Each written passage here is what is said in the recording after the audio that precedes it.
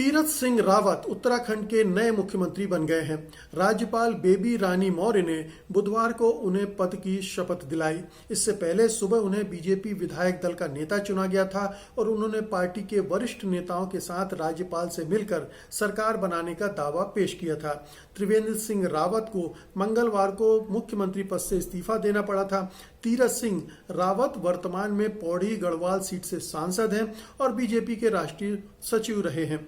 वे Uttarakhand BJP के अध्यक्ष भी रहे हैं। तीरथ के नाम के ऐलान से लोगों को काफी हैरानी हुई है, क्योंकि मुख्यमंत्री पद के लिए जो 4 नाम चल रहे थे उनमें उनका नाम नहीं था। तीरथ सिंह रावत राष्ट्रीय स्वयंसेवक संघ और अखिल भारतीय विद्यार्थी परिषद में लंबे वक्त तक काम कर चुके हैं और माना जा रहा है कि उनके चयन में संघ की भूमिका अहम रही है। उत्तराखंड में विधानसभा चुनाव में बस 1 ही साल का वक्त बचा है। ऐसे में तीरथ सिंह रावत को सभी नेताओं को साथ लेकर चलना होगा और अगले चुनाव में बीजेपी को जीत दिलानी होगी। तीरथ के सामने बीजेपी आला कमान की उम्मीदों पर खरा उतरने की एक जबरदस्त चुनौती है। तो ये तो बहुत साफ है कि विधायक दल की मीटिंग हुई थी वो एक औपचारिकता थी। ये नाम ऊपर से चुना गया है, मोदी शाह की तरफ से, नागपुर की तरफ से चुना गया है। ये विधायकों की पसंद नहीं है। तो एक तो चुनौती यहीं से आ जाती है कि ऊपर से थोपे गए मुख्यमंत्री हैं तीरथ सिंह रावत। ये एक स्वाभाविक पसंद नहीं है विधायक दल की। तो एक नए सिरे से संघर्ष की इससे गुंजाइश और बन जाती है, क्योंकि जो संघर्ष चल रहा था त्रिवेंद्र सिंह रावत को लेकर, वो भी थोपे गए मुख्यमंत्री थे, हाईकमान की पसंद थे और वो अंततः 4 साल अपनी पार्टी को एकजुट रखने में कामयाब नहीं हुए। वो ऐसी योजनाएं नहीं दे सके जिनसे उत्तराखंड के विकास में कुछ योगदान मिलता और सरकार की छवि चमकदार बनती। तो अब 1 साल का वक्त मिला है तीरथ सिंह रावत को। उन्हें प्रूव करना, उन्हें शासन प्रशासन का कोई अनुभव नहीं है। वो 0 अनुभव वाले मुख्यमंत्री होंगे, केवल सांसद रहे हैं और एक या 2 बार विधायक चुने गए हैं। इसके अलावा उनके पास कोई एक्सपीरियंस नहीं है। लेकिन शायद ये मोदी शाह की बीजेपी है जिसमें बाकी चीजें मायने नहीं रखती, आरएसएस का खास होना ये ज्यादा महत्व रखता है। और तीरथ सिंह रावत चूंकि खांटी आरएसएस के नेता हैं, अखिल भारतीय विद्यार्थी परिषद से लेकर प्रांत के प्रचारक तक वो भूमिका अदा कर चुके हैं, इसलिए उनकी ये सबसे बड़ी योग्यता बन गई और उसी के आधार पर उनको ये कमान सौंपी गई है। अब ये चुनौती जो पूरी सरकार की इमेज बदलने की है, उसे चुनाव के लिए तैयार करने की है, पार्टी को एकजुट रखने की है। वो गढ़वाल क्षेत्र के हैं, कुमाऊं क्षेत्र की नाराजगी को दूर करने की है और पूरे विधायक दल को एकजुट करके आगे लेके चलने की है। ये बड़ी कठिन चुनौती है, खासतौर पर उत्तराखंड में, क्योंकि वहाँ बहुत छोटी विधानसभा है और पार्टी कई गुटों में बटी हुई है और उन गुटों के बीच आपसी संघर्ष होता रहता है और बहुत सारे दावेदार भी हैं। जो 4 दावेदार को खारिज करके उनको बनाया गया है, वो 4 दावेदार चुप नहीं बैठेंगे। वो अपनी आगे की रणनीति में लगे होंगे कि चुनाव के बाद अगर स्थितियां ऐसी बनती कि सरकार बने तो वो कैसे अपनी भूमिका अदा कर सकते हैं।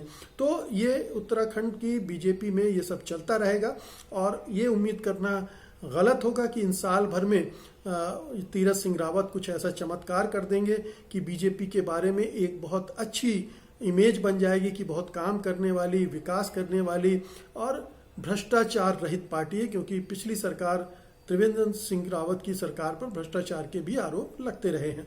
तो ये अब आने वाले दिनों में इसकी झांकी हमको देखने को मिलेगी। लेकिन ये जरूर है कि एक बड़ी चुनौती है चुनाव जिताने की, उसमें उसी कसौटी पर तीरथ सिंह रावत को कसा जाएगा। मुकेश अंबानी सुरक्षा मामले में विवादों के घेरे में आए मुंबई पुलिस के अफसर सचिन वजे को पद से हटा दिया गया है। महाराष्ट्र के गृह मंत्री अनिल देशमुख ने कहा है कि मनसुख हिरेन की मौत की जांच पूरी होने तक सचिन वजे को मुंबई पुलिस की अपराध खुफिया इकाई से हटा दिया गया है। देशमुख ने विधान परिषद में ये ऐलान किया है। उन्होंने कहा कि विपक्ष की मांग के मद्देनजर ये कदम उठाया गया है। उन्होंने कहा कि महाराष्ट्र पुलिस मनसुख हिरेन की मौत के मामले की जांच करेगी। बता दें कि 25 फरवरी को उद्योगपति मुकेश अंबानी के घर के पास जिलेटिन लदी जो गाड़ी पाई गई थी वह मनसुख हिरेन की थी। पुलिस का कहना है कि मनसुख की गाड़ी 18 फरवरी को चुरा ली गई थी, लेकिन ये रहस्य तब और गहरा हो गया जब हिरन की लाश ठाणे के पास समुद्र में पाई गई। महाराष्ट्र विधानसभा में विपक्ष के नेता देवेंद्र फडणवीस ने सचिन वजे के खिलाफ कार्रवाई की मांग की थी। गृह मंत्री देशमुख ने कहा कि जांच में वजह के दोषी पाए जाने पर उनके खिलाफ कड़ी कार्रवाई की जाएगी। बता दें कि मनसुख हिरेन की मौत के मामले में महाराष्ट्र एटीएस ने हत्या का केस दर्ज कर लिया है। एंटी टेररिस्ट स्क्वाड यानी एटीएस के बड़े अधिकारी का कहना है कि इस मामले में आईपीसी की धारा 302 के तहत हत्या, धारा 120 बी यानी आपराधिक साजिश रचने और धारा 201 के तहत सबूत मिटाने का केस मनसुख की पत्नी की शिकायत के बाद दर्ज किया गया है। वहीं मुकेश अंबानी के घर के बाहर से विस्फोटकों से भरी स्कॉर्पियो कार की जांच राष्ट्रीय जांच एजेंसी यानी एनआईए ने शुरू कर दी है। दिल्ली से मंगलवार को एनआईए की एक टीम मुंबई पहुंच गई थी।